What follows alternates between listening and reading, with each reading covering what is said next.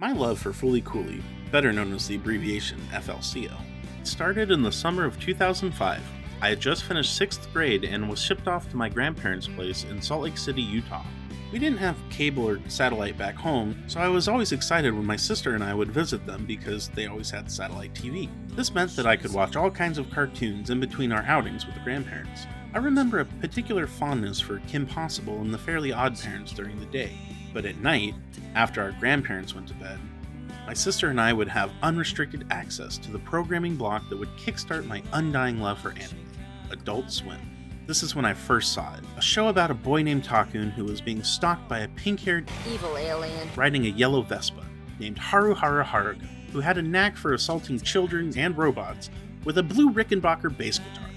My excitement would be building up all week until Saturday night. Despite not understanding anything that was going on in the show, it quickly became my favorite anime and still is to this day. I even have this watercolor style tattoo of Kanji. Hell yeah, I'm pretty dedicated. Never fully understanding it until probably around high school. I had bought what I'm pretty sure is a bootleg DVD of the show from eBay, and listen, I was young and working at a grocery store part-time, so I needed to go with the cheapest options at the time.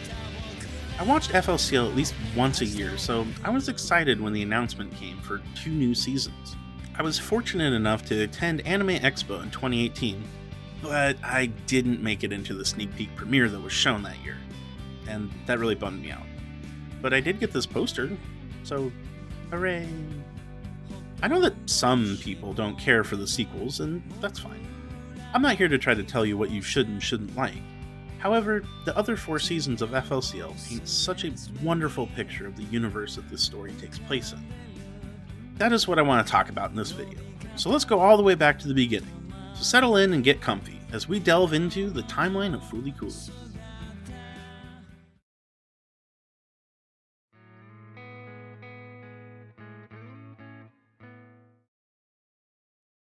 In the flashback of when Kana first met Peds, we see the soba shop that she would eventually work at is open, and we see the yellow Vespa out front. When we first meet Haruko, it's at the soba shop. However, long before we ever see her enter, we see the Vespa in the shot of the storefront, which means that Haruko doesn't own it. Yet.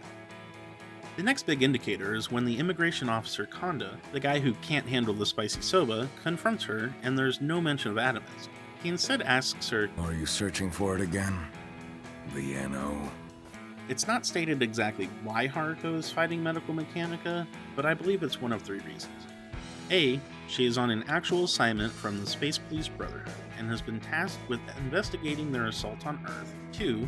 She's trying to get revenge from her home planet being flattened. Or C. She is just power hungry. And to be honest, it could be all 3 at the same time. But I digress. It turns out that this isn't Haruko's first time on Earth, and has had a past run-in with Kanda. pervert. He's a pervert. So at this point, Haruko is solely focused on accessing Kanda's NO and fighting Medical Mechanica. At the end of the season, we see Haruko borrow the soba shop's Vespa, and during the climax, they are both sucked into the vortex that Kanda's NO opens, which explains how she obtained it. There are these temporal reflections that appear, showing footage from Season 1 while Haruko is being whisked away through time and space. But that's the thing, she's in a time vortex, so these projections aren't really indicative of past events, but I believe they are just reflections from the future, and a nod to the start of the show.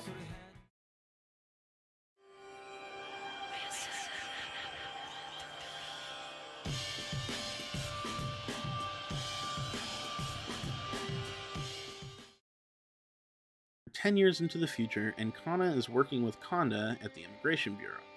However, she is still a bit of a Stupid adult who doesn't know how to grow up. but is doing better. It turns out that the events of Season 3 led to the creation of 2 realities that are kind of stacked on top of one another, melding parts of Earth and the Mars colony. This is causing stuff to be randomly transferred between worlds, like Haruko's first guitar. Kana is recruited by Kanda to work on melding the separations. However, since Kana has grown up, her NO isn't strong enough to complete the task. But thankfully, we have another teenager with emotional instability. This boy, Masaki, can see reflections of the other world in the form of these monsters, and teams up with the mentally unstable Harumi. Together, they are able to activate his NO, and while the worlds begin to meld back together, a giant worm flies out of Misaki's head and absorbs the energy that is forming to merge the worlds. It is then revealed that this is Atomisk, and thus the start of what will become Haruko's chase.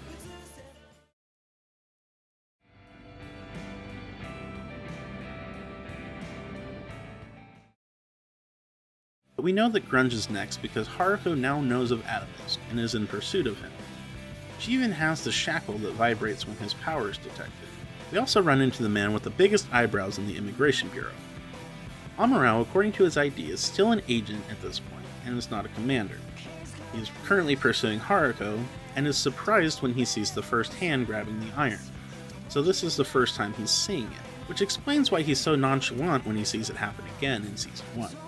Haruko is also seen fixing her Vespa, which is kind of odd to me because when we see her at the end of Alternative, she's on Mars outside of the colony, and the Vespa seems to be in good repair.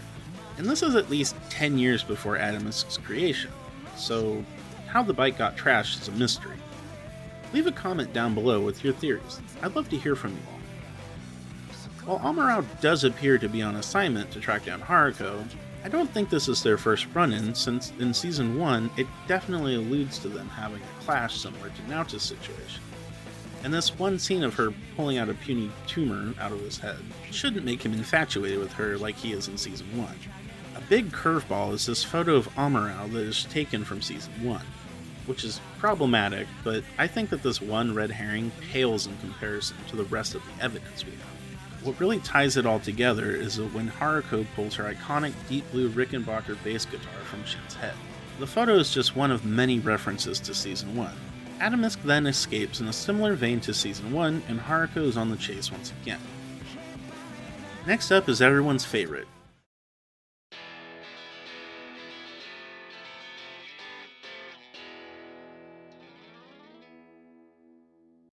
As mentioned before, Amuro is now a commander at the Immigration Bureau. Haruko is rocking the same outfit that she had on at the end of Grunge, and has that gorgeous Riki with her. Haruko also claims to have been promoted in the Space Police Brotherhood to First Class Space Patrol Officer, which holds some weight because we see her seemingly checking in with HQ a few times via Naota's cat, Mew Mew, similarly to how she did with the puppies back in Alternative. I guess animals make for the best intergalactic phone system in this universe. It seems like despite her best efforts, Medical Mechanica beat Haruko to Atomisk, and now she wants to set him free with the help of Cuddly Taco. And of course, we all know how the story ends. Haruko takes the fusion guitar that Naota used when fighting her, and she leaves to continue her endless pursuit, leaving behind the Rickenbacker for Naota.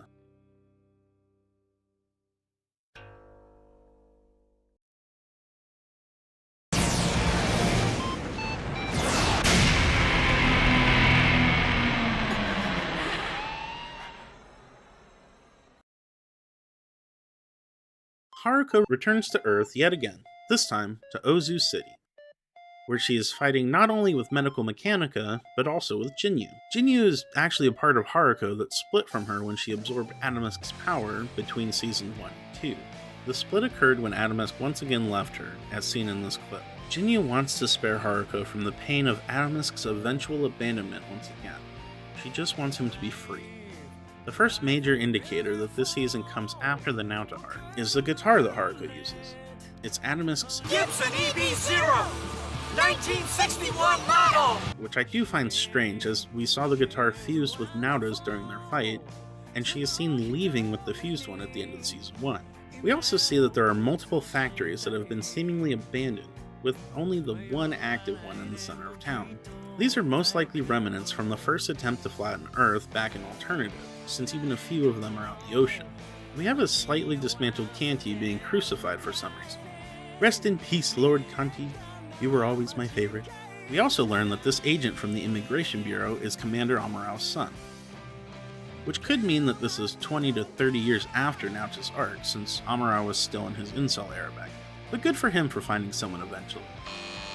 Somehow, Haruko's Rickenbacker ended up in the Immigration Bureau's collection satellite, and she is once again reunited with her old bat. Atomisk has come back to retrieve his guitar, and then peace out yet again, and that's where we are now.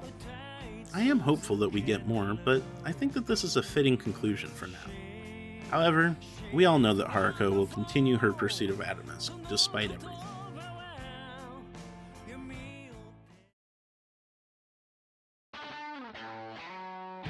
Hey, thanks for sticking around for this timeline video. Did I miss anything or get some details wrong? Let me know your thoughts in the comments. I love making this kind of content, so please consider subscribing if you'd like to see more of it. I love this show so much and would like to do a deep dive on it eventually, so let me know if that's something that you would be interested in. This show has left a lifelong impact on me, and I'm excited to see where it goes if they do decide to make more. I had this avatar commissioned by Meg, who is a fantastic artist on Fiverr.